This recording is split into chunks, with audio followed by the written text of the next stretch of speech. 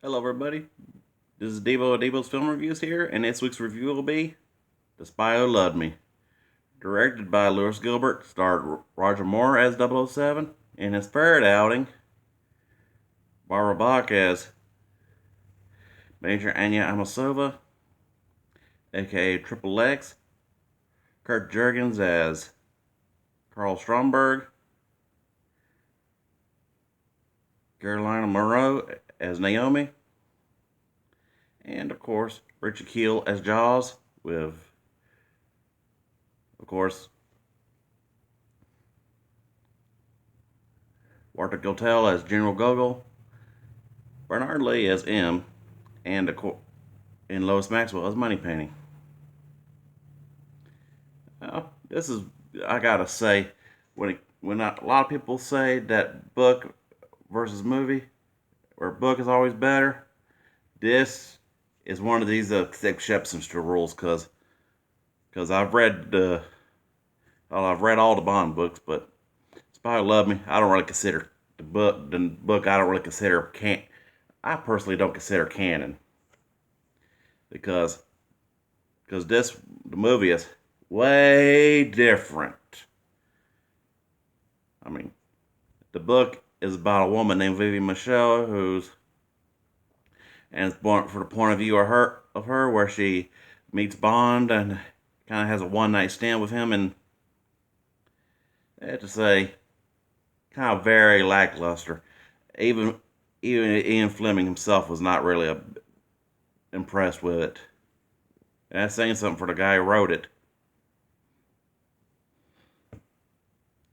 And of course,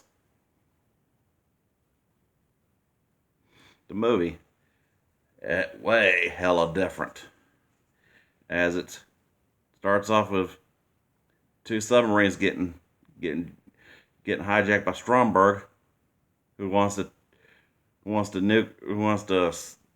sink most of the world down just to build his own weird version of Atlantis. I mean, dude literally had like a lair that looked like something out of looked like the Legion of Doom headquarters from Super Friends.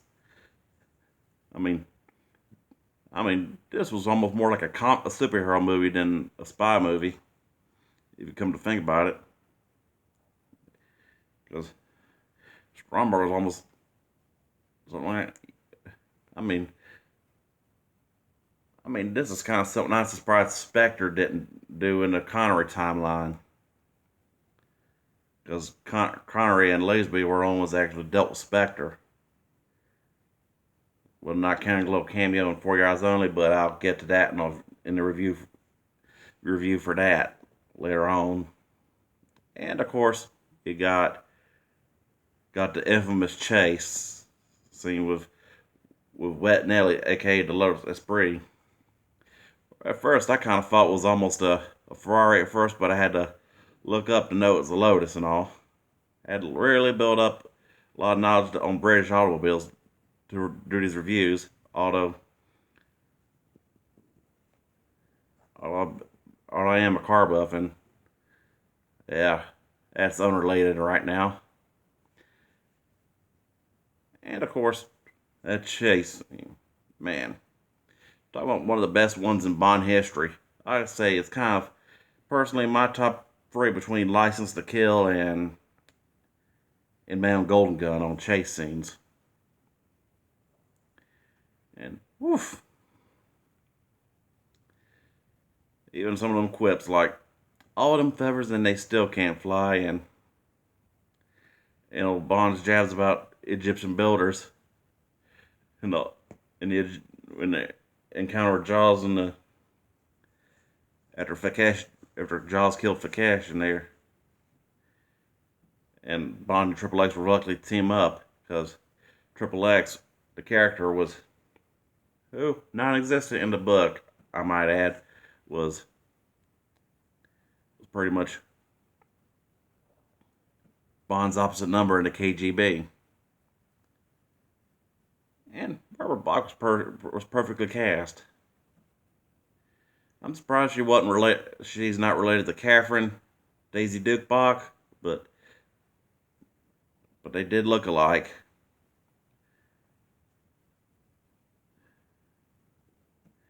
And gotta give it to Carly Simon making, because her song Nobody Does It Better, probably her second most iconic besides You're So Vain.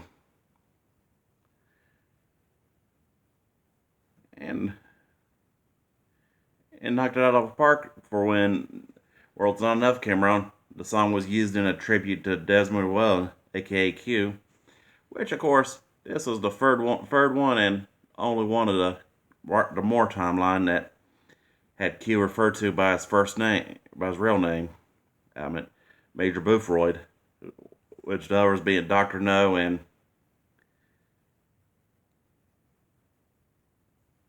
From Russia Love. And of course, Dr. No, Q was not played by Desmond Llewellyn, but well, I'll get to that when I'm doing when I'm when I'm reviewing on that video for that. Okay. But, oh man, talk about how the epic storyline of how Spy Love Me was. I mean, acting chemistry between Morenbach and the badassery of Richard Kiel as Jaws. And I gotta say, Jaws the villain is a lot better, in my opinion, is a hell of a lot better than Jaws the shark. I mean, in his two outings, three if you count the Everything or Nothing game, which that's game and not canon to the movie. But though I should have mentioned in the View to a Kill video about how Everything or Nothing was a take on View to a Kill, because Willem Dafoe's character in the game was associated with Zorin as a little protege. He was non-existent in the movie, of course. Well, back to Spy Who Loved Me. Man. The chase scene, epic. Even the takedown of Naomi, epic. Even after the first encounter, and he was just glancing at her and just going, "What the handsome craft." Such lovely lines. With Triple X just giving him that jealous grimace, just not knowing it. That Bond was the one that killed the spy who loved her. Which kind of title wise is how it kind of fits, because to where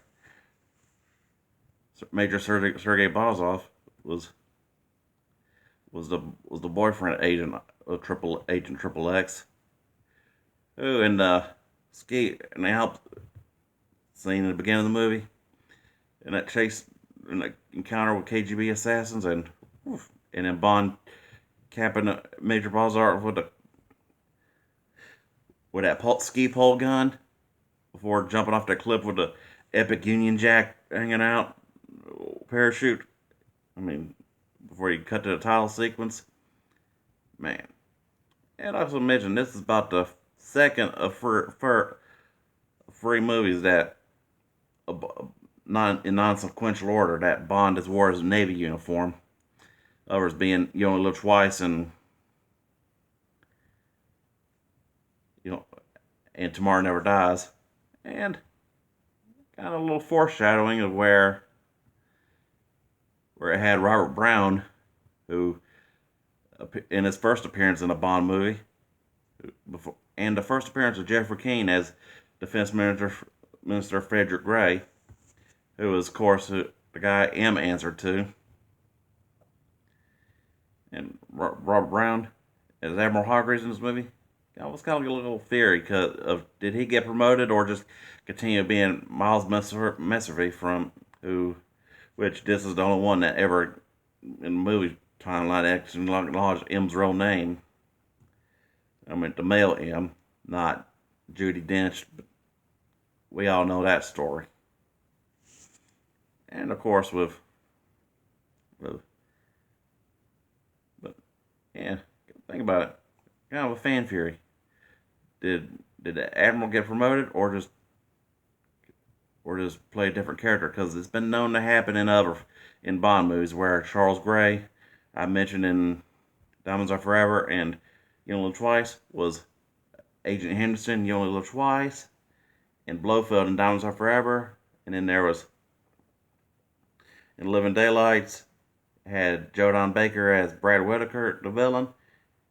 Then in GoldenEye and Tomorrow Never Dies, as Agent Wade, who was in the Brosnan timeline, was the Felix Leiter. The Felix Leiter of the Brosnan timeline. And when it comes to more epic scenes of the movie that pretty much inspired the jet ski, or the first movie that even pretty much had the prototype for the jet ski, and pretty much just made jet skis a thing in general. Just jumping out of the American submarine after getting kept, after being rescued from the Leparis, which was a huge freight ship that was really a one that used to take down the British and Russian subs, and then of course they had that old epic escape from the lair with that, and of course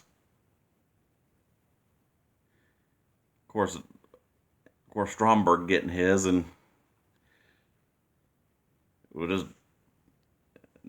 and I mean Stromberg was just like he was more brutal than Blofeld when it came to cutting off loose ends, like the girl who knew too much, and he fed to the sharks, and then those two scientists who, well, they knew too much, and he had their chopper shot down. And this one also debunked the fan theory of how when 007 and Triple X meet, and then she mentions his whole backstory and Tracy, his late wife, who was, well, I'll save that for Her Majesty's Secret Service and other related Bond videos, but overall, I gotta give Spy Who Loved Me a definite 5 out of 5. One of the few adaptations that's better than the actual, that's good movie, but a shitty book. And oof. Badass action, great villains, just epic story all around. Talk about how even more epic would like the sub car, or Wet Nelly as it has been dubbed.